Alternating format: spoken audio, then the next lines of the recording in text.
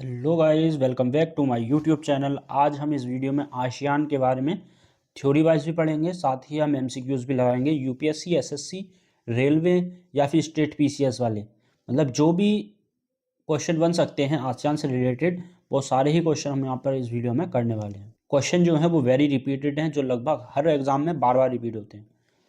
मैं अपने इस YouTube चैनल पर एक सीरीज़ चला रहा हूँ जो है अंतर्राष्ट्रीय संस्थाओं से रिलेटेड। ये मेरी सेकंड वीडियो है। फर्स्ट वीडियो थी वो साख्त पर थी। हमने वहाँ पर थ्योरी भी देखी और उससे रिलेटेड जितने भी क्वेश्चन बन सकते हैं और बनने की संभावना है, वो सारे ही क्वेश्चन हमने उस वीडियो में कवर करे थे। तो आज हम इस वीडियो में आसियान को कवर करने वाले हैं। आसियान की फुल फॉर्म होती है association of south east Asian Nations, और इसको हिंदी में दक्षिण पूर्व एशियाई राष्ट्रों का संगठन कहते हैं। ठीक, आसियान है क्या? तो आसियान क्या है? एक दक्षिण पूर्वी एशियाई क्षेत्रीय संगठन है जिसका उद्देश्य सदस्य देशों के बीच आर्थिक, राजनीतिक और सामाजिक सहयोग को बढ़ावा देना है। ठीक, अब हम इसकी स्थापना की बात करें तो इसकी स्थापना 8 अगस्त 1967 में हुई, बैंकॉक, थाईलैंड में। ठीक, और इसकी जो स्थापना की गई थी वो बैंकॉक घोषणा के तहत इसकी स्थापना की गई थी।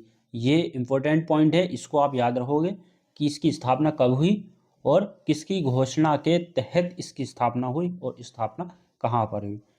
नेक्स्ट पॉइंट है इसका कि मुख्यालय कहाँ पर है, तो ये है जकार्ता, इंडोनेशिया की राजधानी जकार्ता में इसका मुख्यालय है। अब बात आती है सदस्यों की, तो इसमें जो सदस्य हैं वो हैं 10, और दक्षिण पूर्व एशिया में जो सदस्य हैं वो 11 देश हैं। मतलब आसियान में सदस्य हैं 10, लेकिन दक्षिणी पूर्व एशिया में जो देशों की संख्या है वो है 11।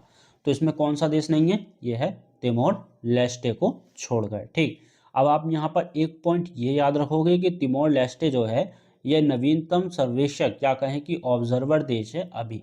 ठीक है, तो लेटेस्ट ऑब्जर्वर देश कौन सा है? ये है तिमोर लेस्टे।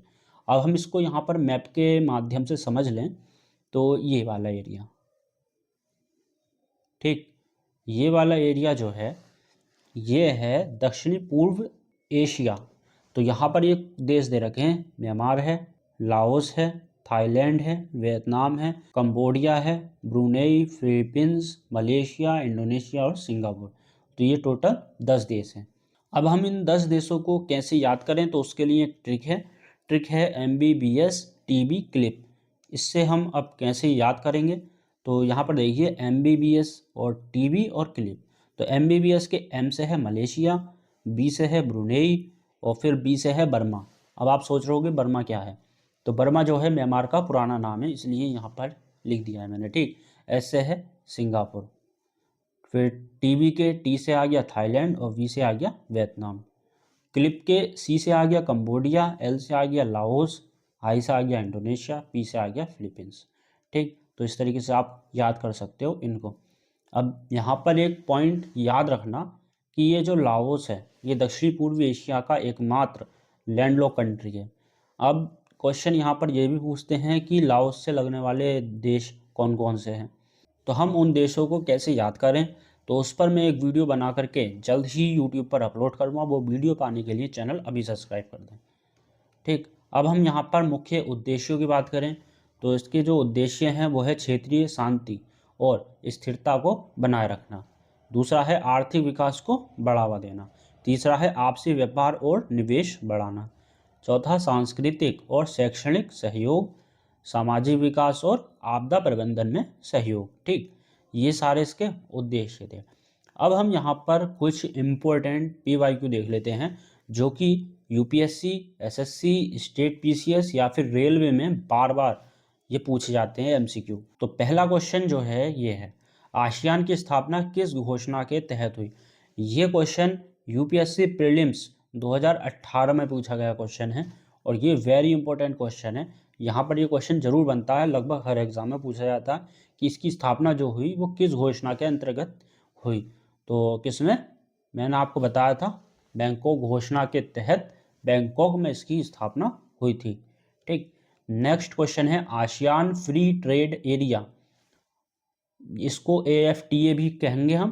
तो इसका उद्देश्य क्या है, तो फ्री ट्रेड है, इसका मतलब मुक्त व्यापार को बढ़ावा देना। ये क्वेश्चन स्टेट PCS 2020 में पूछा गया क्वेश्चन है, ठीक, वेरी इंपॉर्टेंट क्वेश्चन है। अगला, आसियान की फुल फॉर्म क्या है? ये भी रेलवे के एनटीपीसी 2021 में पूछा गया क्वेश्चन है। फुल फॉर्म की अगर बात करें तो क्या है? Association of south east Asian Nations. अगला, आसियान में वर्तमान में कितने पूर्ण सदस्य हैं?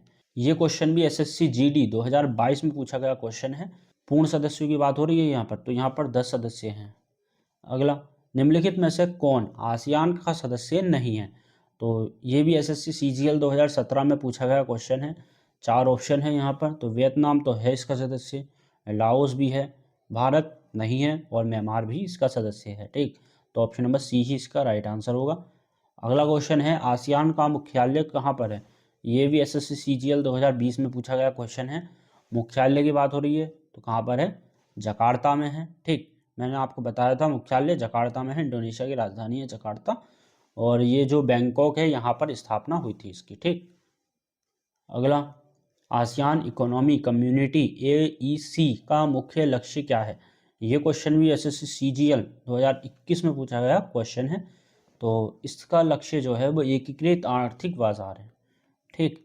अगला, आसियान का नवीनतम सर्वेक्षक या कहें कि ऑब्जर्वर देश कौन सा है? ये क्वेश्चन वेरी इंपॉर्टेंट क्वेश्चन है, ये मैंने आपको अभी बताया था, और ये एसएससी जीडी 2023 में पूछा गया क्वेश्चन है, वेरी इंपॉर्टेंट क्वेश्चन है। तो मैंने आपको बताया था ये है तिमोर लेस्टे, ठीक। ऑप्शन नंबर डी यहाँ पे राइट आंसर है। नेक्स्ट क्वेश्चन, ये भी आरआरबी ग्रुप डी 2019 में पूछा गया क्वेश्चन है, और ये क्वेश्चन तो वेरी वेरी इंपॉर्टेंट है, ठीक।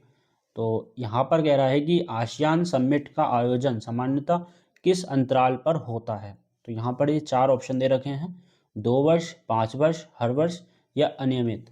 तो इसका आंसर आपको इस वीडियो के कमेंट बॉक्स में देना है, और ये क्वेश्चन वेरी इंपॉर्टेंट है, इसका आंसर आपको जरूर पता होना चाहिए। बाकी नेक्स्ट वीडियो आपको बिम्स टेक पर मिलेगी, वो वीडियो पाने के लिए अभी चैनल सब्सक्राइब कर दें। इसी तरीके से हम वहाँ पर थ्योरी भी पढ़ेंगे, साथ ही MCQs भी पढ़ेंगे, जो कि UPSC, SSC, railway, state PCS level तक के क्वेश्चन हम सॉल्व करने वाले हैं। कोई भी क्वेश्चन आपसे गलत नहीं होगा, और जब तक इंटरनेशनल ऑर्गेनाइजेशन सारी ख़त्म नहीं हो जाती तब तक मैं वीडियो डेली अपलोड करता रहूँगा। वीडियो आपको टाइम पर मिलती रहेगी। चैनल अभी सब्सक्राइब कर